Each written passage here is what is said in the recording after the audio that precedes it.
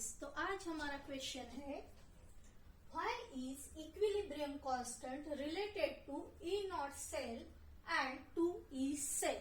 तो इनका कुछ तो भी इक्वेशन होगा जो हम लोगों को फाइंड आउट करना है। तो इसके लिए शुरू का नॉलेज होना हमें बहुत जरूरी है। जैसे हमें यहाँ डैनियल सेल जो है, डैनियल सेल या गैल्वेनिक सेल में कौन सी रिएक्शन होती है। जैसे हम लोगों को पता है एनोड पे ऐसे जिंक जो है Zn2+ में कन्वर्ट होता है, +2 इलेक्ट्रॉन रिलीज करता है। ये 2 इलेक्ट्रॉन Cu2+ एक्सेप्ट करता है और Cu में कन्वर्ट होता है।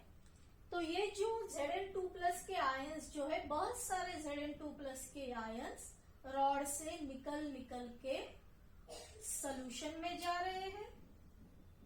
तो क्या होगा, ये रॉड का वेट जो है वो घटता जाएगा, रॉड जो है वो थीन होती जाएगी। वैसे ही यहाँ सॉल्यूशन से निकल के Cu2+ के आयन ये रॉड के ऊपर डिपॉजिट हो रहे हैं। तो क्या होगा, यहाँ कॉपर जो है वो कलेक्ट होने लगेगा। ठीक है, तो वो रॉड का जो है वेट बढ़ जाएगा या साइज वो बढ़ जाएगा कैथोड पे। तो ये हमारा था कुछ प्राइमरी नॉलेज डैनियल सेल का।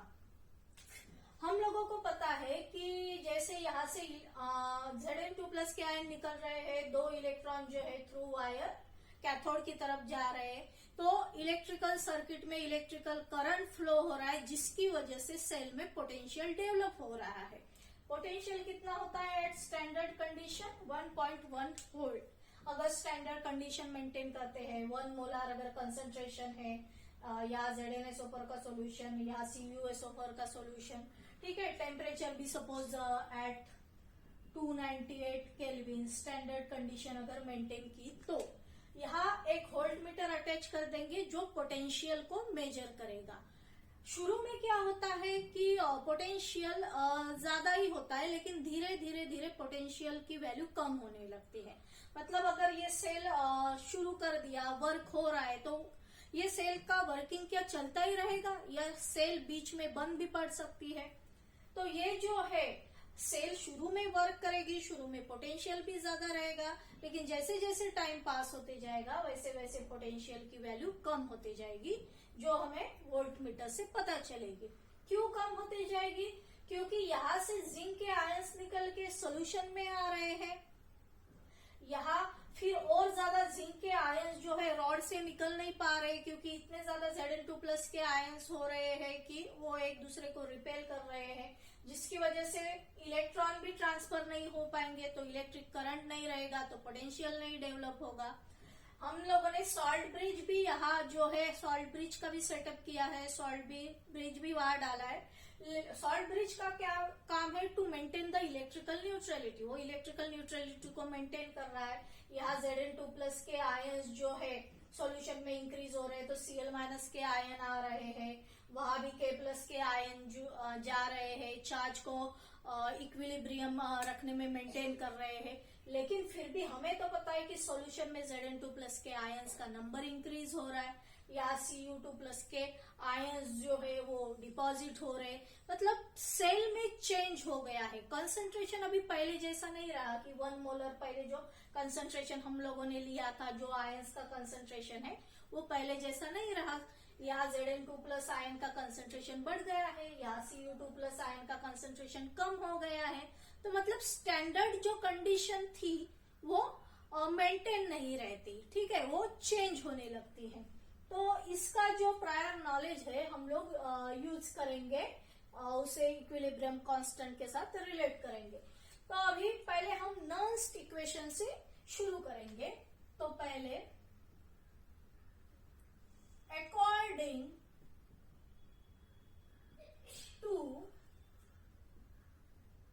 नर्न्स्ट इक्वेशन, हम लोगों को पता है नर्न्स्ट इक्वेशन क्या है, E of cell equal to E naught cell ठीक है, -0.059 अपॉन n, और ये हो गया log Q।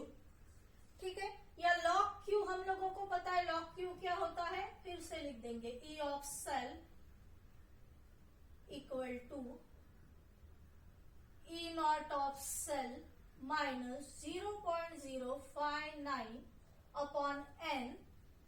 यहाँ log जो है उसकी जगह, Q की जगह हम लोग concentration of products upon concentration of reactants लिखेंगे। ठीक है, अभी यहाँ प्रोडक्ट Zn2 प्लस है, सपोज इसका कंसंट्रेशन C1 से डिनोट करते हैं, यहाँ Cu2 प्लस है, रिएक्टेंट की साइड में सपोज इसका कंसंट्रेशन C2 से डिनोट करते हैं, वो कंसंट्रेशन की वैल्यूज हम यहाँ पुट करेंगे। फिर से देखो, ये हो गया E naught of cell minus 0.059 upon n log product के साइड में यहाँ ऐसे C1 करके लिखेंगे, और यहाँ जो रिएक्टेंट है वो C2 करके लिखेंगे। ठीक है, फिर 11th स्टैंडर्ड में हम लोगों ने जो इक्विलिब्रियम का चैप्टर था वह स्टडी किया था कंसंट्रेशन, ये जो है C1 का कंसंट्रेशन और ये दूसरा C2 का कंसंट्रेशन, दोनों के इक्विलिब्रियम होते हैं, मतलब इक्विलिब्रियम कांस्टेंट। ठीक है, ये दोनों कंसंट्रेशन का रेशियो इक्वल टू K होता है।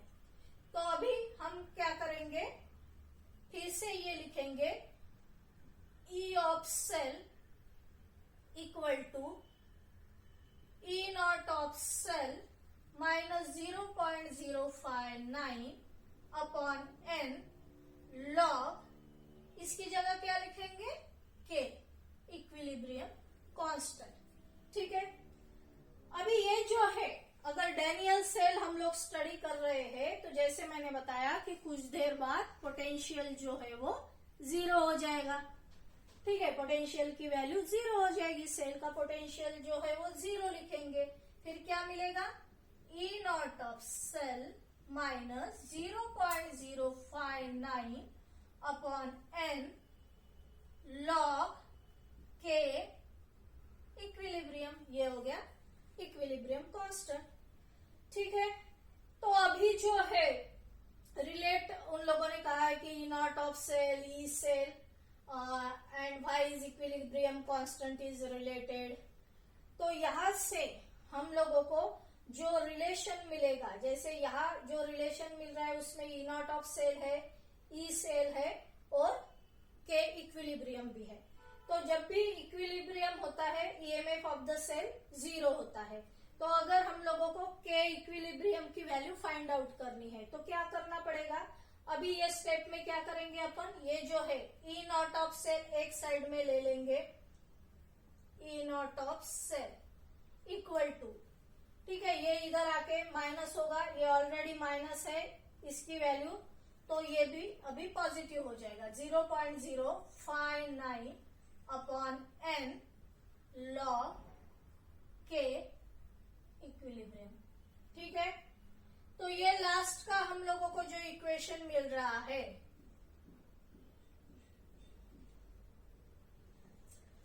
ये हम लोगों को इक्वेशन मिल रहा है, ये इक्वेशन से सपोज हम लोगों को इक्विलिब्रियम कांस्टेंट की वैल्यू फाइंड आउट करनी है तो क्या करना पड़ेगा, बाकी का ये दो वैल्यूज एक साइड में ट्रांसफर करना पड़ेगा।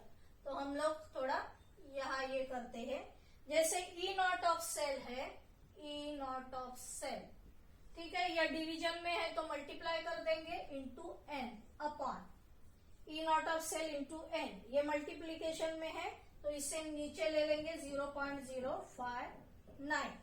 ठीक है, ये साइड में क्या बचा है, लॉग K इक्विलिब्रियम, मतलब इक्विलिब्रियम कांस्टेंट। ठीक है, ये ln जो है वो है नेचुरल लॉग।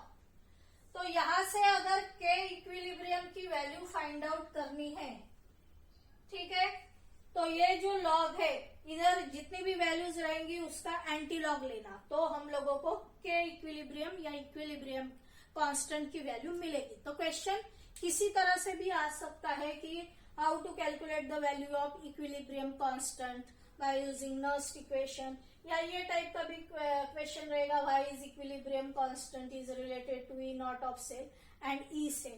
तो आंसर में आप लोगों को ये स्टेप्स लिखनी है। बाकी ये सब जो पार्ट है, ठीक है, ये जो पार्ट है ये एक्सप्लेनेशन का पार्ट, इतना मैंने आप लोगों को एक्सप्लेन करके बताया है, वो एग्जाम में लिखने की कोई जरूरत नहीं है, लेकिन इतनी आप लोगों को स्टेप्स लिखनी पड़ेगी।